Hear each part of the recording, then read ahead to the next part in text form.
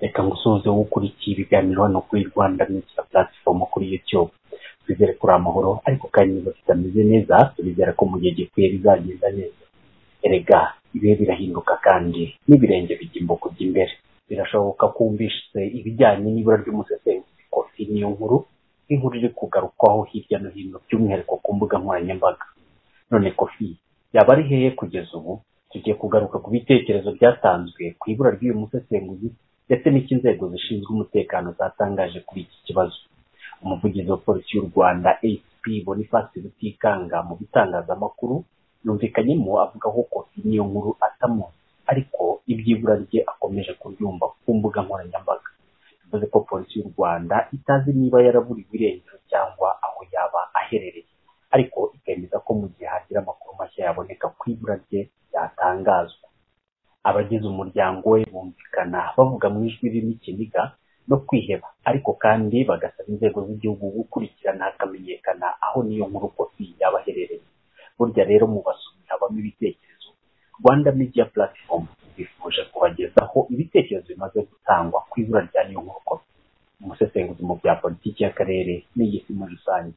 Maze tunyura ku nkuru zitandukanye duhereye ku yatangajwe na Ukwezi TV kuri YouTube.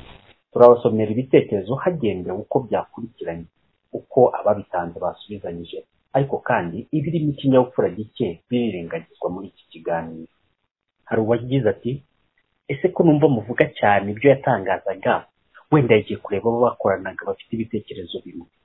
Mwabonaga atari mu kazi ko yakebuwe akanga? Undi ati, none se siyifuzaga intambara nziza y'akarere ikenewe? Niyihangane kuba ibyo yashatse ari we bitangiriyeho. Hari akantu mushiki wavuze ngo Kofi aheruka kujya i Burundi. Undi aramusubiza ati, ako se nagaki? Kofi yagiye i Burundi kera batarafunga imipaka. Nanjye ndabizi kuko yarabivuze. He is gone like Bahati. Ubwo bivuze ngo yamaje kugenda uko Bahati yagiye. RIP Kofi, cyangwa se uruhukire mu mahoro Kofi. Uwo bajyanye kuriya nta cyaha cyo kumushinja gihari ngo nibura bamufunge ntagaruka. Undi nawe avuga mu izina ry'umunyamakuru amubwira ngo nakugira inama yo kwitondera inkuru za Kofi. Baramusubiza ngo ufite icyo wikeka wowe cyangwa uzahari? Ariko koko ibi bizarangira ryari koko mu by'ukuri? Ubu koko urabuza umunyamakuru gutabariza Kofi? Ni mu byemere ko atazagaruka. Cyakora RIB izabwira ko yagiye i Bugande. Inama nabagira namwe ni ukuba mu itangazamakuru, naho ubundi namwe bashi mutuze musenge Imana ibahe gukomera, naho ubundi Kofi we hari igihe mutazongera kumubona. Kuki mudasobanukirwa igihugu murimo koko? Uyu watanze igitekerezo hari abamusubije, ariko mutwihanganire harimo ibitekerezo bimwe bitari mu murongo umwe n'uwo Rwanda Media Platform ishobora gutangaza. Ariko hari uwamusubije ngo ni iyihe mpamvu wumva ko agomba kuba yarapfuye? Undi ati, wapi yagiye i Burundi? Niko mushiki wavuze, niho yanyuze ajya Kongo kwa Kisekedi. Ugize ngo iki? Ubwo si cyo uzakihana kikuveho koko? Ubwo arasubiza wa wundi watukanye hejuru tutagarutseho. Kofi yabaye umwana mubi cyane. Abana baravuga ngo uko muturera niko tuzakura. Ubwo niba baramureze mu ngengabitekerezo mbi, mugume hamwe. Ntabwo umuntu umwe yakwangiza sosiyete uko byagenda kose. Uriya mwana yazanye mu bwana guheza nguni cyane. Mwihangane muryango wa Kofi. Ababyeyi tugerageze kurera abana bacu tubarinda intekerezo mbi ziganisha ku nzangano z'amoko. Twubake u Rwanda rw'Abanyarwanda. Iyo umwana afite imitekerereze itari myiza, nitwe bikomokaho. Twebwe abana ibifite umumaro. Setu muvandi, ntacyo Kofi yigeze avuga kidasanzwe. Gusa niba ari ako kobo umuciriye, nawe Nyagasani azakakugereremo n'abawe. Iyo wihaye kwinjira muri politics urakenyera ukaba umupolitician nyabyo. Ibyayo rero urabyirengera. Niba yaratamitswe ku idolari rero agatangira kuvugishwa byinshi, ubwo niba atarasanze abamuhaye akazi azaboneka. Watanze igitekerezo nawe hari abamusubije ngo nibyo ukuntu yavugaga yasaga n'ucometse, wa mugani yaba yarasanze aho yarabereye ijwi. Nanditse comment ku biganiro bye byinshi zimukebura. Ye nari nzi ko ari ikigarasha bikorera hanze y'igihugu. Undi ati, kuba politicien nta kibazo kirimo. Mukishime hejuru y'ugize ibyago kuko isi ntisakaye. Abavuze ati, disi yo Imana itabare Kofi numva bitoroshye. mwabavandimwe, ni ukuri Kofi ni umuhezanguni, akunda abantu ariko akunda intambara, ariko ntazi kuyirwana. Ndi umuntu umeze nka Kofi muri sosiyete akwiye kwihungira akajya muri FDLR. Njye mbona ariho yagiye kuko yari umufana wabo. Undi ati Kofi wasanga ari Congo, erega Kisekedi ari gutanga kashi i Burundi ngo niho yari. Nimwihangane, ahandi ho Kofi twamukundaga ari kuzira akazi akora. Yawe sha Kofi yazize kuvugisha ukuri bisi, none arabizize. Uyu ugaragara ko yitwa Keza Keti wari utanze igitekerezo, baramusubije bagenzi bati ukuri ni iki, ariko kurenga amategeko niko kuri. Ngaho nawe kuvuga iki? Mwibwira ko leta idahanya abavuga ibyo bashatse byagenda gute mu gihugu? Muzi ko iki gihugu cyavuye mu maraso. Mwibwira ko ibyagezeho birindwa minenegwe. Undi ahita asubiza ati cyavaga mu maraso se simwe mwagishyize mu maraso. Mwibwira ko abari bariho bose mbere y'intambara yo muri 90 twashize turahari tuzi byose. Mwibuke ko mbere ya 90 nta maraso yari mu gihugu cy'u Rwanda rwose.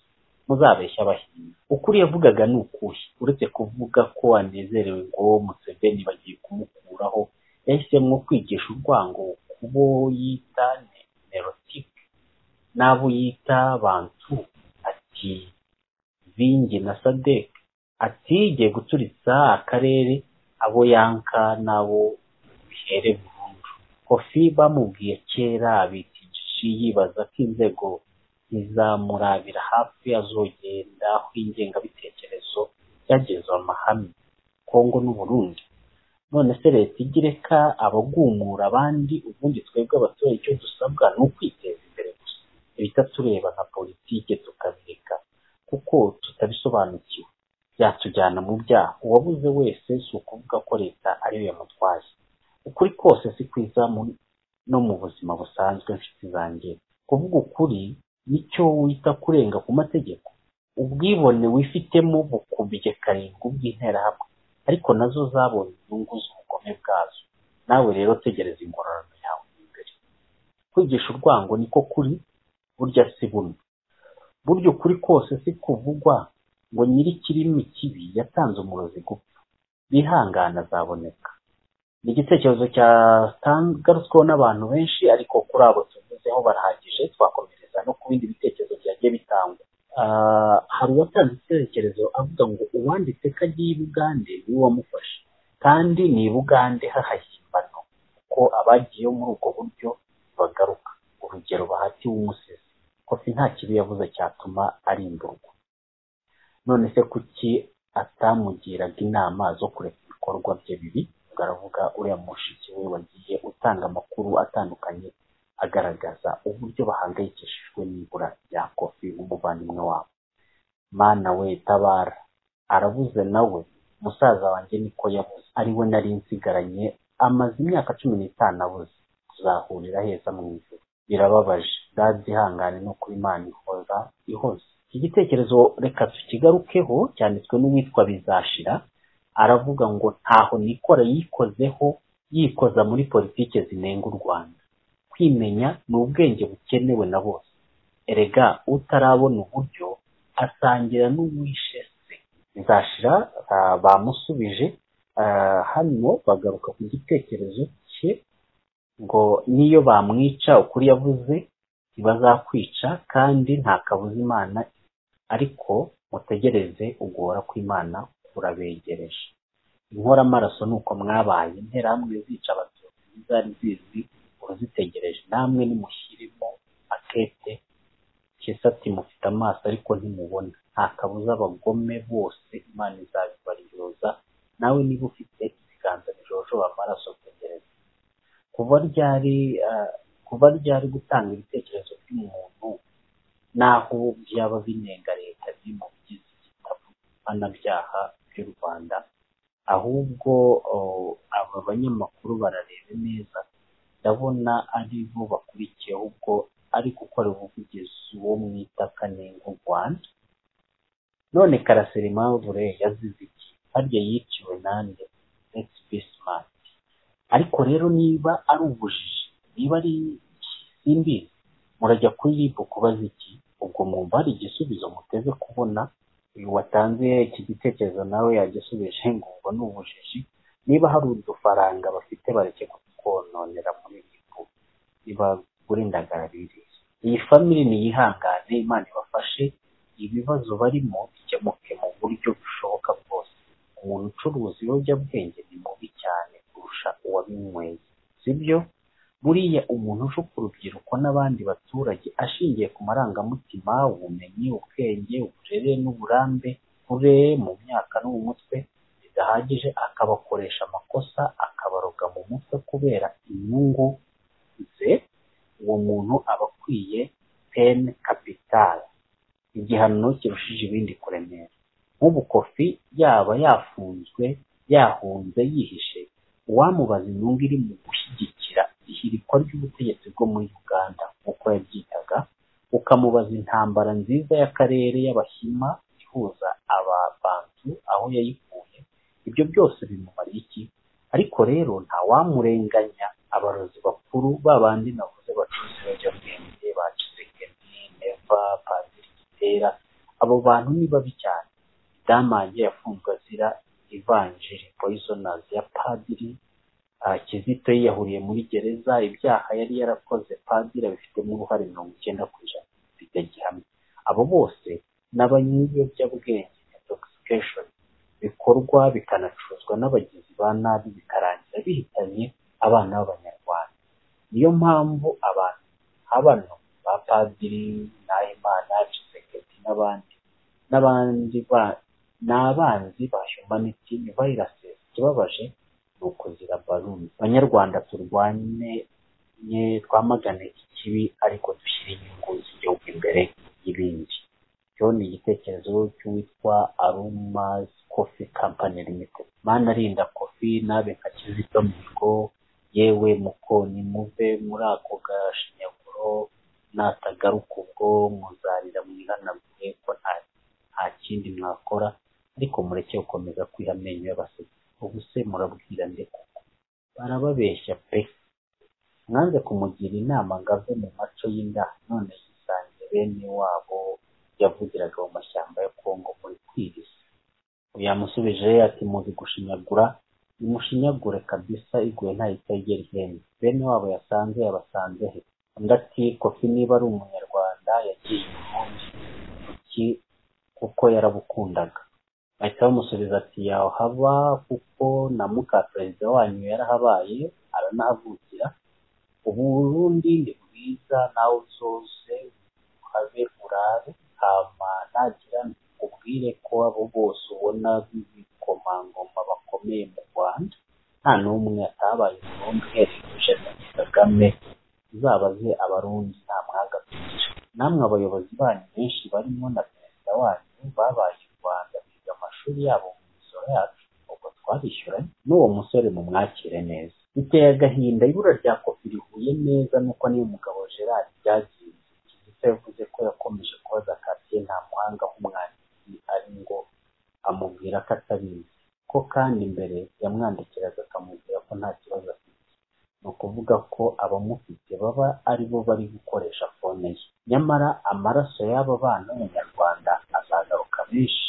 Turabasabiye nimero za mushiki wa Kofi. Ubwo ni uyu mushiki we uri kugaragara ku mbuga nkoranyambaga atanga ibiganiro bitandukanye, bari gusaba nimero ze abasomyi cyangwa se abari gukurikirana inkuru z'ibura rya Kofi. Niyo nkuru hari umundi wavuze Kofi ni interahamwe yasanze ibindi. Biteye isoni kubona igihugu cyica cyanke kunyuruza abanyagihugu bacu b'incabwenge, cyane cyane imisore nka Kofi, Bahati n'abandi. Harya ngo ntawe ugomba kuvuga gupfira muri roho nta herezo rizagera. Kofi kabisa Imana ibakoreshe mutwongere kandi. Gusa ni umunyabwenge ariko aho gukorera igihugu ariko n'inyangarwanda umuheza nguni. None se niba umwana aracyariwe, ntawe muzabona ubwo baramwishe. Abo si abantu bigisha cyane. Ubu arimo kwirira igikeke kwa bosi. Uwo ni uwundi watanze icyo gitekerezo atyo.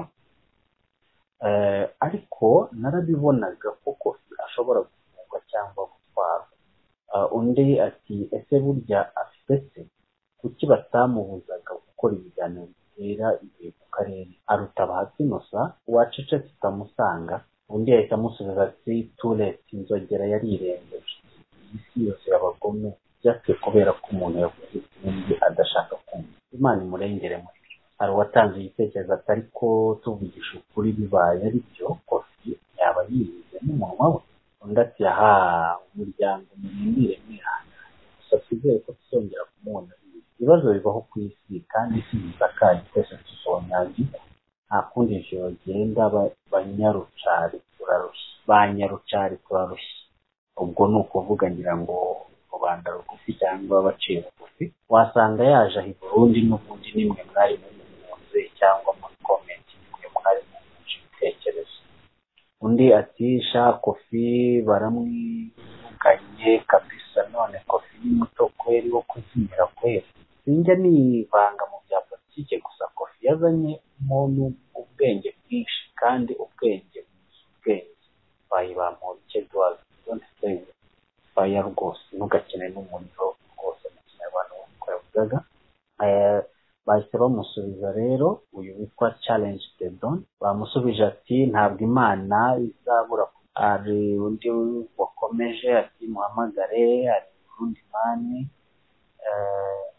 ariko se niba umuntu azi ko nta epfo na ruguru agira, abaza n'ubwenge bwinshi guhita mureba ate, mwagiye muca akenge koko burya imfubyi imenya bro. Ngo ubwenge buzi ubwenge. Amuriki yasubiyemo iby'abandi bavuze, gusa nta n'icyo bimaze kubeshyera umuntu. Kofi yatanze ibitekerezo byiza kandi neza nta wasutse, ariko igihugu turimo gifite ubutindi n'indwara byo kwicwa n'ubwoba. Ngo vuze arabambura ubutegetsi. Abantu batinyana barafinda kuko mubaye mutarakira akizito none murarungereye. None se Kofi kari umuntu mukuru ugafite aho yagiye gushakishiriza, none se wowe uriha leta hari ibimenyetso ufite? Niba ubifite jya kurega leta.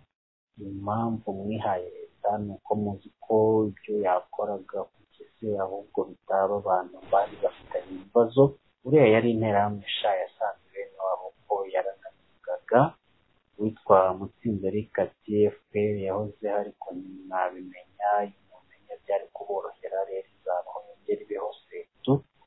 Uwitwa Twahirwa ati aho ntiwaba ushinyagura, ese koko wakinisha situation iteye nk'iyi?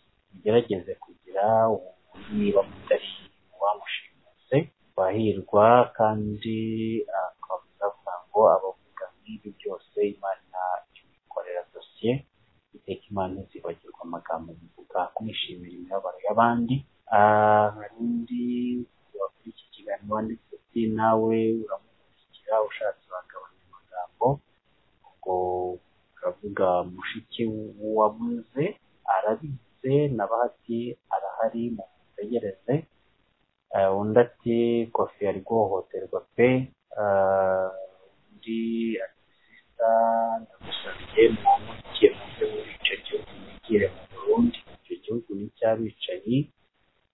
Nshuti reka kuvuga amagambo menshi, ashobora kuba yaragiye ahandi ntiwamenya gutangira gukeka. Na wa mwana mukazi yarangisha se yishwe ni ukuri mutabaze ababaye benshi. Undi ati ni umuhanga pe ndabyemera ariko ntagaheza nguni. Undi ati nyamara narawubwiye mu minsi abantu benshi bigize abanyapolitiki ku ngufu. Kofi yavugiraga neva na Kisekedi nari nzi ko ari ba se wabo pe. Undi ati yagiraga utugambo ukagira ngo afite ikindi gihugu wavukamo sha, nkaho atari abacu yicarira burya karimi kabi gasabira gasaya cyangwa katanze umurozi gupfa. Undi ati mes sincères condoléances à la famille Kofi, que Jésus-Christ notre sauveur vous console. Mu Rwanda nta bwisanzure, Kofi araba nka kimusamiko kabisa. Ubwo ni igitekerezo cye, niyo wicecekera disi ubwo bari kugira inama umushiki we. no gusenga n'ubundi biragoye, ati nta gushidikanya Kofi yashimuswe, ahubwo kujya kwitabaza urwego runaka yavuze ngo dusesekara iby'isi ni amayobera. Ati Kofi yasanze Wazalendo, FPR n'Abarundi ngo bakureho ubutegetsi, perezida w'Uburundi yarabashutse. Uyu bahise bamusubiza bati famille niyangane, Imana ifashe ibibazo barimo bikemuke. Komite bagaruye hano twe twayibonye, ariko koko ubu pe abantu bazajya babura irengero, navuga ngo naze muri ayo makuru.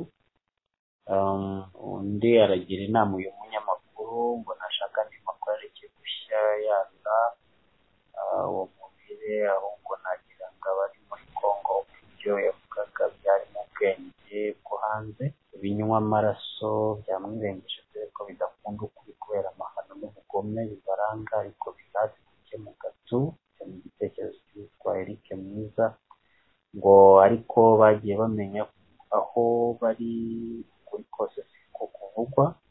Uyu mugabo, umuntu w'umugabo burate, mwagiye mwitondera inkuru zanyu ejo muzavuga ko yagiye ahandi. Ya Kofi rwose ntabwo yambaza kuko ni inyangarwanda, kuko ni igitekerezo cye, nibarize muri Wazalendo cyangwa mu Mbonerakure, kuko niho yabonaga abatunzi biwe. Kofi ari mu Mbonerakure niko bari kuvuga, undi barihanganisha umuryango ndetse twarumiwe. Yababaje, ni muto washutswe na social media yumva nk'umuhanda, niyo mpamvu yavuga ko haba intambara nuko atayizi kabisa. Ajya ahaha ariko amenye ko hari aho hadahaha iseke byinshi cyangwa yahesheje ishyanga. Ibyo yahesheje ishyanga ubwo nicyo ashaka kuvuga. Yagiye mu Burundi, ubagiye ko cano yitwa Rwanda Burundi, bari muri Ntare Rushatsi twibutse abadukugiye ko ari ibiro by'umukuru w'igihugu w'u Burundi. N'uwo mwivuganye nta musigiye kuko nawe umusozo kuba aramuhamya, yazibiye ikinogo ciwe, ikiba kiramuremera. Kofi yavuga atawe abangamiye, ariko u Rwanda ni uko twiberaho, ariko ababikoze bashobora kuba batazi ibibera ku isi no mu nda yayo. Musabe leta ya Kongo niyariba zimushake nizo akorera. Igitekerezo cy'undi watanze iki gitekerezo bahise bamusubiza ngo umugabo mbwa aseka imbohe. Undi ati ninde wakubwiye ko ari imbohe, none ko umugabo mbwa useka imbohe. Gusa ko ibitekerezo bituka natwe nta gaciro tubiha. Undi ati kagira inkuru rero, none se gishaka mu Burundi cyangwa muri Congo. Rero namumenye kuri YouTube avugira Congo na Never So Not School. Ushobora kuba uvuga ukuri ariko uretse guseka. Kofi ni umugambanyi, igikoresho cya Ndayishimiye Tshisekedi, bizamubaho yiteguye kubyirengera kuko nawe yabikoze abizi mukuru. Undi igitekerezo cye nawe nagishingiye by'amoko.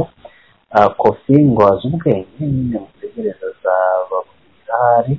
Kofi ntabwo muzongera kumubona rwose, mujye mumenya inyanja mwogamo.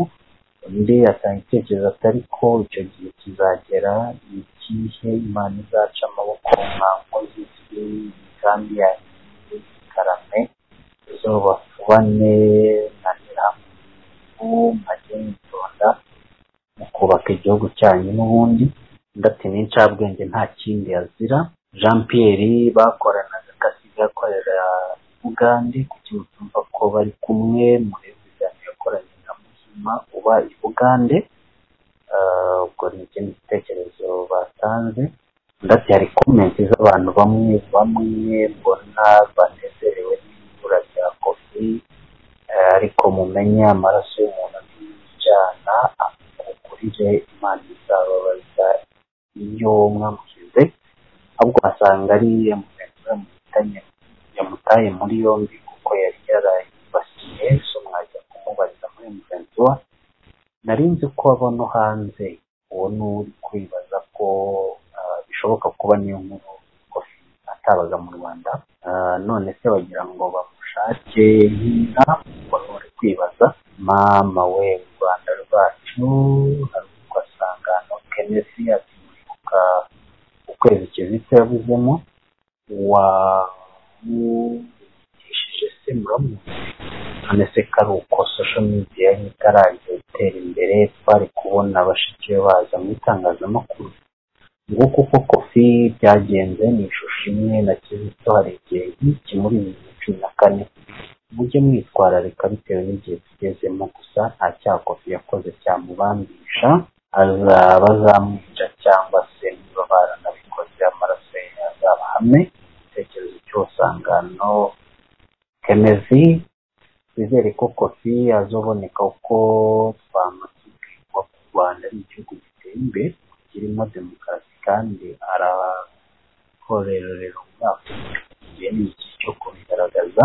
undi ati genda mu maze yabora kugira hari kandi natwa gasigaye ngaho hasi ngo n'ubu analize politiki bashobora gukina abantu ku munsi ngo bari ko botswamo amaproche tugacugarama mu kubatuka ukiva inyuma ngo izanalize politiki ubwo Tshisekedi yamujanye kumuhembera muri Kongo genda mu mubarize iyo Simon Eric kuri igitekerezo hariho isamusubiza n'ubwange uvuga iby'u Rwanda birakureba musanze sheke reba iby'iwanyu iwabo se ko batamugira inama yo kureka kubiba amacakubiri ashingiye ku moko rero ubu nibwo ubonye kuvuga ko Kofi yasanze aho yavugiraga abo bandayishimiye na Tshisekedi ahubwo yacitse ubutabera uyu menya ibyawe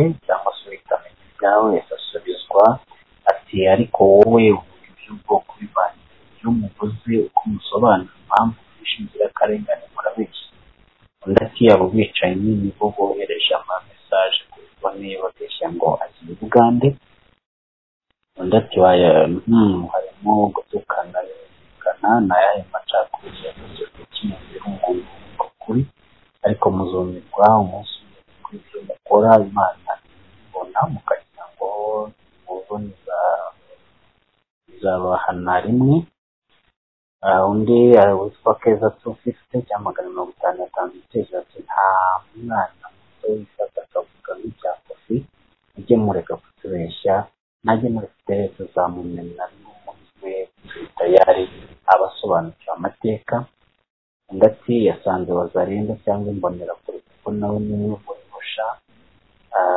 ndetse yavuga ko yaciye bari imbere Burundi bavuze ngo imbere Burundi bamusubije ko cyari wowe gusa ndetse ejo namubonye Bujumbura ndetse najyaga numva akunda kuvuga ko akunda perezida w'Uburundi wa Kongo wabona yaragiye kubasura naho ba telefone mubaze ndetse Kofi ntabwo ari umweza ngo uko iboniye yarazigenze yarafite manje yabicanyi yahoraga yifuza intambara ku Rwanda kandi ibyo bitekerezo twavuze dutangira ko tutasoma. This is one of the greatest leader for Kagame refugees and the truth of a young like Kofi who will turn their lives to Rwanda from the current darkness. Amashini nacyo ni ikindi gitekerezo umukobwa w'umutya uko yitunga gute bari gushingira ko yavuze ko baturuka mu muryango uciriritse ariko i Burundi mu mbonera kure hari n'abavuga ko bamubonye muri Kongo Kanyabayonga ndakiye ariko vremi umuza n'ubutesi kweri umunyamakuru ati nawe umunyamakuru naza kwiyama abantu bakinira ku kababaro n'akabandi ko mbona asobanukiyo ajya kumubuza akava muri yabujije kuzirwa ngo sandi was understood enough the Congolese yari yarishimiriye kwezi rwango azamura kugusha Kofi Beto aho ari hose n'interahamwe kandi cyane rwango PDF Museveni Muhoozi azi ko abantu ari injiji yasanze jiye Goodluck ibizi byinshi hari n'ibyo bamusubije ko bitari mu kinyabupfura bitagarutseho ko witonde kubera ko yagiye Burundi byo yahagije mu gihe yagerageje kujya mwabonye byamubayeho ntagane yabonye mukwiriye undi atanga ibitekerezo ati niba mukunda mwari kugira inama kari amahombo ye bya politiki na Zelensky nta kibazo ariko iyo yageraga ku byo kugira ngo bitari yazaga kubera imbonera kuri no kubera ingengabitekerezo ya mwuka theories Bantu na Neurotic uburyo yarogaga abantu bose bakurikiraga kereka gusa abazi ubwenge gutekereza neza abamukunda mwese muzamuze ku Rwanda turimo uyu munsi bidashobora kwemerera umuntu uwo ari we wese kuroga abanyarwanda bene kariya kageni bamusubije ati rwose nibyo bivuze ibinywa amaraso byari byamutamiye ariko uko wabigira kose hari ibyo utavugira mu Rwanda erega kuba tutavuga suko imitwe yacu neza ariko nta kitagira iherezo mwihangane uwo witwa G5 Manzi bamusubije ngo turetse mu Rwanda uvugira ibyo ushatse byose werekana uko wanga umutegetsi buhari wamara ugakomeza kubaho undi ati uzi koko abanyarwanda mukiri mu mikoko murambabaje pe mwicirwa mukongera mukajya kuri ese kuki interahamwe zo zitamwica ngo zivugire ku leta ni igihe kigomba kwitonderwa leta ntacyo yamutwaye ku bushake iba yaramubangamiye imbere witwa mafiya ariko sinzi impamvu abantu bashyigikiye leta yabishatse yakusimburana n'imizi yewe yaba ari leta yoroshye ya Somalia cyangwa Haiti leta ni leta udatinya leta waba ufite ikibazo gisaba abaganga b'inzobere more the best undi ati Kofi yagiye mu Wazalendo Congo fashe imbonera kure n'ifite abanyizenzi bakorerwaga akigamba Kofi yaramu n'indi undi ati ariko mwagiye mureka gukinisha abantu ibyo tutazi ko ari abandi ubwo ryavura ryari ryarabuze uko rivuga u Rwanda n'ibindi Kofi Beto bacarabuze kabisa kuvuga kuri ukunda abahutu bakanga batekereza iki ngo kubaza mugenzi we ibitekerezo undi ati kubaho kw'inkoko simpuye z'agaca bose birirwa basakuza ntubona ibyo baba bavuga undi aramusubira ati aya marira ufite kuba wararizi kuza gukora ibiganiro ukoze nabonaga koko nta ngaruka bifite umufaransa yaravuze ngo ukuri kose ni ngombwa kuvuga uwitwa Conflict Watch Hub ariko rero iyo mutipe Kofi babaye bagize cyangwa bakamuhohotera yaba yari ubusa pe nta kintu kibi na kimwe yigeze avuga kandi ibyo biganiro bye hafi byose narabirebye yavugiraga ibintu ukabyumva cyangwa bisomye mu bitabo inkuru ze nta n'ubushishozi buhambaye yazikoranaga ariko nikundira ukuntu yazivugaga izere ko abamuhohoteye bashaka ikabakurikirana akagaruka mu muryango we witwa Akateretswe n'Imana ati muzirikane ko yakateretswe n'Imana ati muzirikane kumena menshi bikarangira amwe yakumiyemo wapfuye nta gitangaza ko n'abahati Kizito Jay Polly intwari n'izindi ntwari zambara ubuzima nto twese turabizi nta gitangaza rero gusa abakora muri izi nzego bajye bazirikana ko inama ikoze bisanga imbere ndatangazwa n'abanyarwanda bavuga iby'ubwoko yewe yacu ni nziza ubuseko bw'inzego zibishinzwe amakuru u Rwanda se koko birakwiye ko umuntu abura bamucunguzera byatanze ibitekerezo. Undi ati ni umuntu mukuru yasanze abo yakoreraga icyo atababwiraga muri se yaza undi ati mbese Kofi yari umwarimu akirirwa avuga biriya bintu umukoresha we akamureka ndumiwe abana yarabarongaga pe n'experience iteye ubwoba amakuru ye muyabaze yishimiye na Tshisekedi nibo yibaga yogeza murabura guhagurukira kwikiza arahamagarira abantu ko kugenda mu bikorwa bya nabi icyo yita kwikiza bicanyi. Yewe hari aho numvise ngo bamunaniye yakorera propaganda y'uwa imyakira mwavandimwe n'ibyo ni uko byatangiye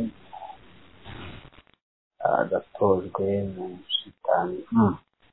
Nakurikiranye ikiganiro ateguza intambara avuga ko abaganda ari ikibazo mu karere yakoze hari teorishe yasimana yatsika na panze usanga ari karinutu nk'abagitera na kayibanda narabimwandikiye arambwira ngo ntacyo abona yambwira gusa yarogaga abantu benshi abaganda yavuye turabazi bitanze ibitekerezo. Hari uwamusubije aramubwira ngo njyewe ndi umurundi naramwandikiye nanje ndamubarira ntivuga ngo Museveni UPDF ushaka kuvuga Kagame RDF ni none uragira ngo abantu ntabwo ariko mushiki wiwe yavuze ngo Kofi yandikiye umuvugizi amumenyesha ko yihutiye muri Uganda nta n'isoni yari afite akavugira interahamwe aho mu Rwanda ko nta makuru yari afite niba umuryango wanyu wari utunzwe n'amafaranga yavuye mu nterahamwe mu myakane ahagurukiye mu byo gushaka batunga kutiriza arabasaba kutiriza ati oya ngo yarangiye umushuti we ko agiye Uganda. Murasetsa koko muyobowe mbegana n'ikindi gitekerezo nk'ikinyabupfura mbese igihe bahati abura mwumvaga bitabareba ubu ko bibagezeho nibwo mubyumvise mwashimiye gukomeza gukoma amashyi reka zibaho ibyanyu mwakunze kuyoborwa. Muratanga ikirego hehe mugasaba bo n'akaboko adakunda ati leta itwarira bose ntabwo itwarira abayikunda gusa kuvuga ibyo mwishakiye mu Rwanda byo mubyibagirwe burundu. Kofi ubwo yavuze ko ingaruka zazirinda ko muri mu biki.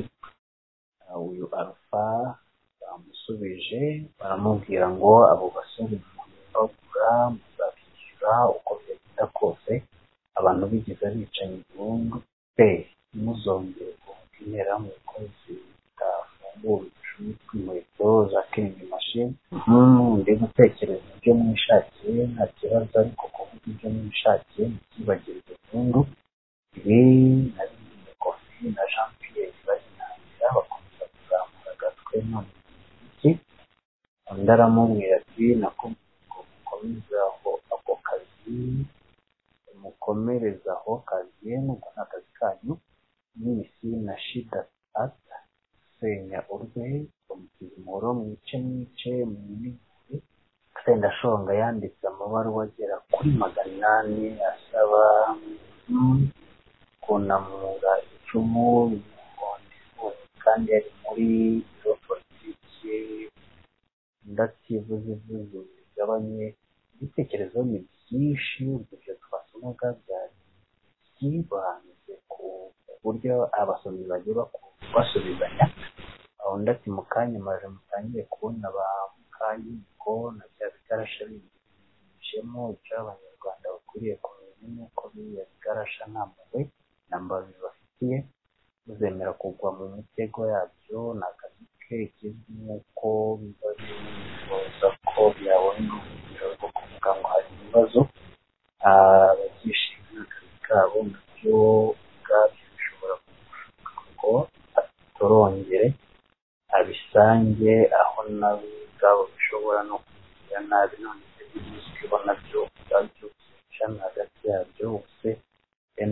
narihe umaze guhagasha n'imijyi mwivovota umukobwa aravuga ikiniga cyinshi kabisa kubura umuntu nabwo biba byoroshye niyo yaba hari amakosa afite ageze imbere y'amategeko aho kubura burundu bafashe ababiki cyangwa bakoresha imyerekane wenda ko yasohotse niko se muko umusaza wawe igihe yifuzaga intambara ntabwo wabyumvise kuzita mu inama iyo ntambara ibaye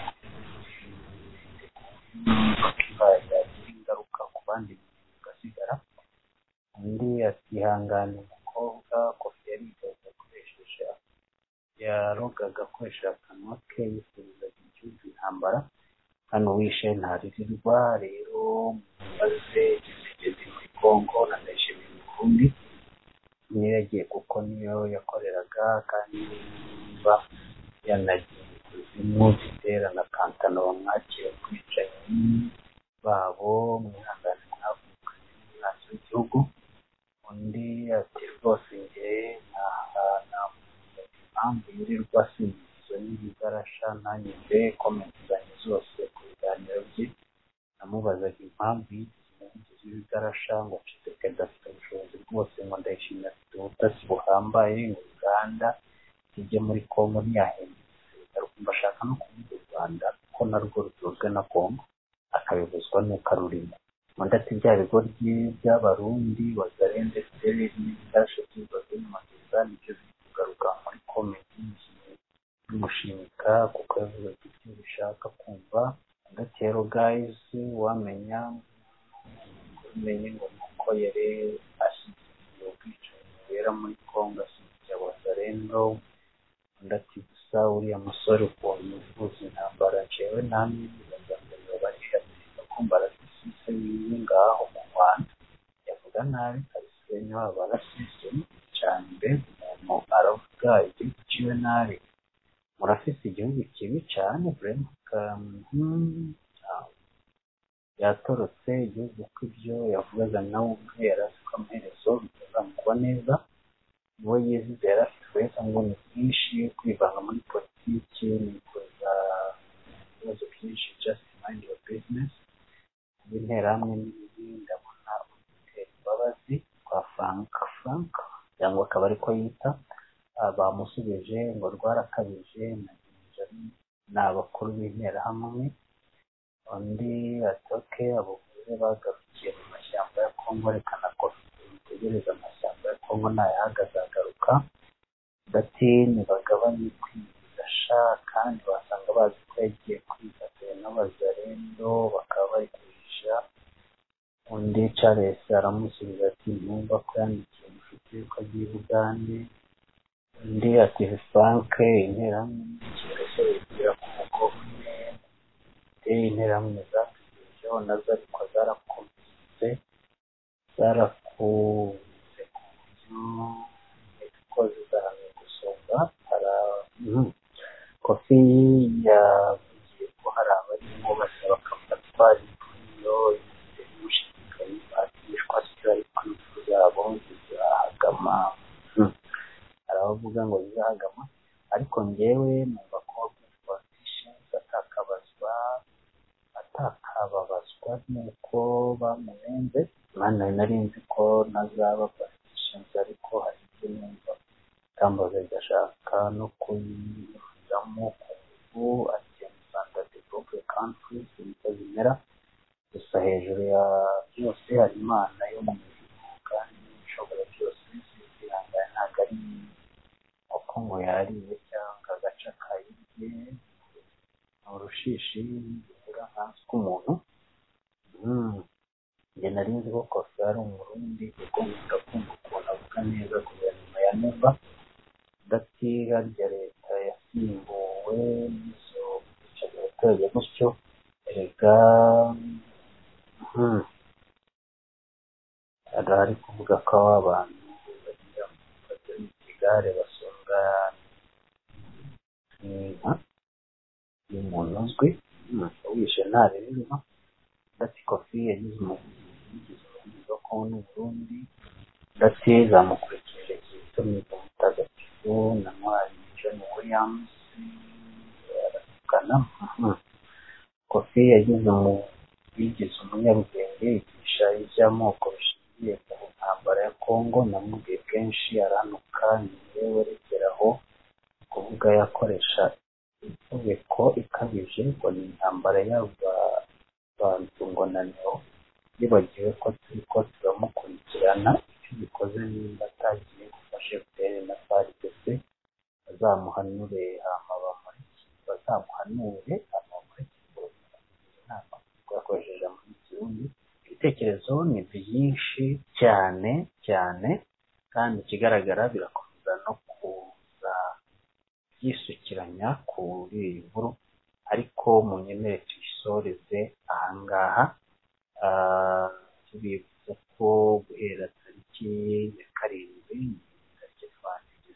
tariki ya 7 Mata 2024 u Rwanda n'isi yose muri rusange turi mu nshuro 30 Jenoside yakorewe Abatutsi yahitanye ubuzima bw'inzirakarengane zirenga miliyoni ijana gusa.